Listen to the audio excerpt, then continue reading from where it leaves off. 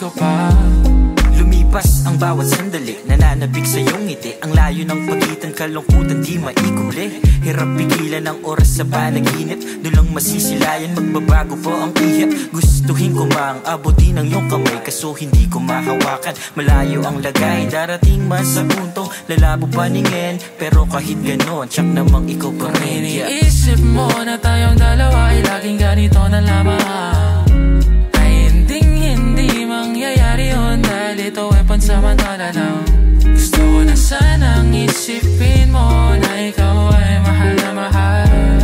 Ikaw ay miss na miss ko na, mas na miss ko pa. Madalang lang magkita, 5 oras every 10 kilometro ang distansya. Paano nga ba gagawin kapag kamulit ng mata? Diyos ko wala ka sa tabi, gunitain na naman ang nako nating sandali.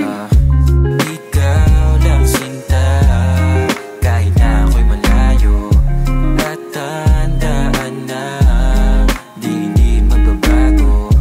Wala nang iba, ikaw ang aking paborito. Miss na miss ko na ang hagkan mo, kaya kung iniisip mo na tayong dalawa ay laging ganito na lamang, ay hindi mangyayari yun, dahil ito ay pansamantala lang.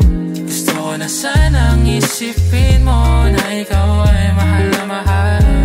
Ikaw ay miss ko na, mas na miss ko pa.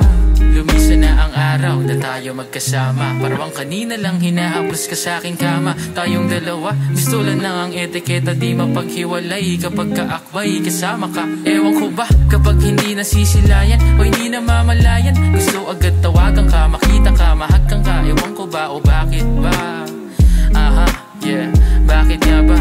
O eto na naman, hindi ko na alam kung paano maiwasan na mamiss kita, na mangulila sa isang babae na para bang prinsesa na ibinaba sa lupa. Kasi wala pang isang minuto, ika'y wala sa piling ko.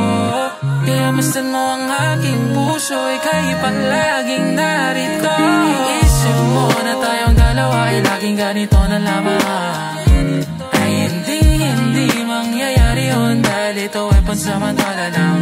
Gusto ko na sanang isipin mo na ikaw ay mahal na mahal. Ikaw ay miss ko na, mas na miss ko pa.